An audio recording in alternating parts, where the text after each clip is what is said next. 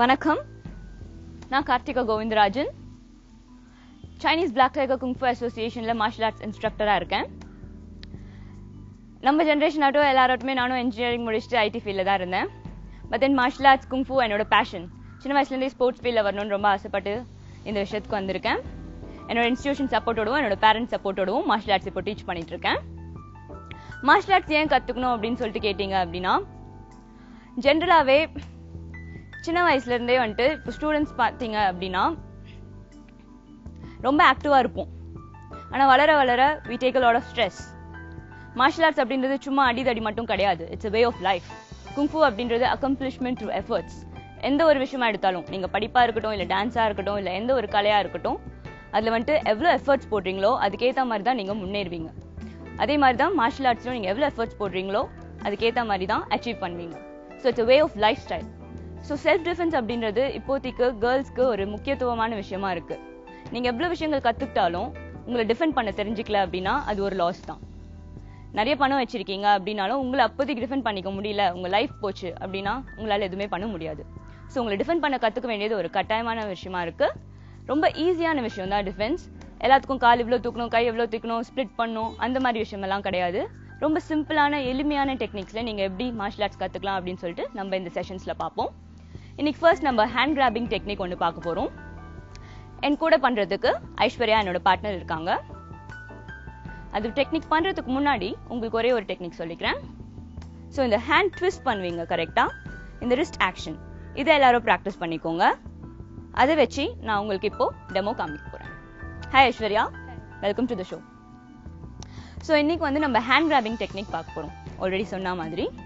So இந்த twist பண்ணுங்க இந்த ஹேண்டை. S S. ஸோ இப்போ ஜென்ரலாக வந்துட்டு இப்போ கிண்டுறீங்க கரெக்டா, அதே மாதிரி தான் இந்த ட்விஸ்ட்டும். ஸோ ஜென்ரலாக இப்போ ஹேண்ட் ஹோல்ட் பண்ணுங்க. கிராப் பண்ணியிருக்காங்க நல்லா டைட்டா, நல்லா டைட்டா. ஸோ அவங்க இருக்கிறதுக்கும் நான் இருக்கிறதுக்கும் நீங்கள் பார்த்தாலே வந்து அது எவ்வளோ டைட், எவ்வளோ பெயினில் நான் சஃபர் பண்ணியிருக்கேன்னு உங்களுக்கு தெரியும் கரெக்டா. ஸோ இப்போ இதில் நம்ம அந்த ட்விஸ்ட்டை பண்ண போகிறோம். நம்ம இப்போ பண்ண அந்த ட்விஸ்ட்டை இப்போ இங்கே பண்ண போகிறோம். அதே லைட்டாக தான் பண்ணோம், ஆனாலும் வந்துட்டு அது ரிலீஸ் ஆச்சு கரெக்டா. So that's it. ஸோ இவ்வளோதான் அந்த technique. You want try again? Yes. So அது எவ்வளோ எளிமையாக இருந்துச்சு நீங்களே பார்த்தீங்க. இதை வந்து எல்லாருமே கண்டிப்பாக சிம்பிளாக பண்ணலாம் கரெக்டா. ஸோ இந்த ட்விஸ்டிங்கில் நம்ம ஹேண்டை ரிலீஸ் பண்ணுறோம். இதே வந்துட்டு இன்னும் 2-3 டெக்னிக்ஸ் நம்ம பார்க்கலாம். இப்போ ஹேண்ட் கிராப் பண்ணுறோன்னு வச்சுக்கோங்க. ஸோ இப்போ இங்கே வந்து இந்த ட்விஸ்ட் இருக்கு. இந்த ட்விஸ்டோட சேர்த்து இப்போ அவங்க கையை டக்குன்னு இதுலயே ரிலீஸ் பண்ணிடக்கூடாது, ஏன்னா நம்ம அவங்கள ட்ராப் பண்ண வைக்க போறோம். ஓகேயா? So this is the second technique. Again நல்லா டைட்டா டைட்டா. எஸ். ஸோ இப்போ இதுல நம்ம இப்படி பண்ணும் போதே லைட்டா ரிலீஸ் ஆயிடுது, ஆனாலும் அதை ஹோல்ட் பண்ணி இப்படி இந்த ஒரு பாயிண்ட்ல பண்ணீங்க அப்படின்னா the opponent will fall down. So this is another technique. You want to try this? Yeah? Hold அங்க ஹோல்ட் பண்ணிக்கோங்க. Yes yes, that's correct. Okay. So இந்த மாதிரி பல எளிமையான டெக்னிக்ஸ் இருக்கு. அடுத்த டெக்னிக்கு போகலாம். அடுத்த டெக்னிக் பண்றதுக்கு முன்னாடி உங்களுக்கான ஒர்க் அவுட். இப்போ ஜென்ரலா நீங்க வாக்கிங் எல்லாருமே பண்ணுவீங்க கரெக்டா. ஸோ இப்போ கையை பிடிச்சி இப்படி பண்ண போற walking, just normal walking.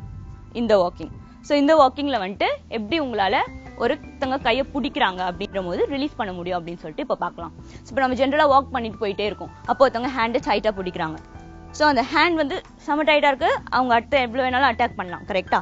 So இந்த நேரத்துல நம்ம கொஞ்சம் அப்படியே போயிட்டு நம்ம யூஸ் பண்ண ஃபர்ஸ்ட் டெக்னிக் யூஸ் பண்ணோம் அப்படின்னா அவங்க லாக்கும் ஆயிடுவாங்க, ஹேண்ட் ரிலீஸும் ஆயிடும். ஓகே. So again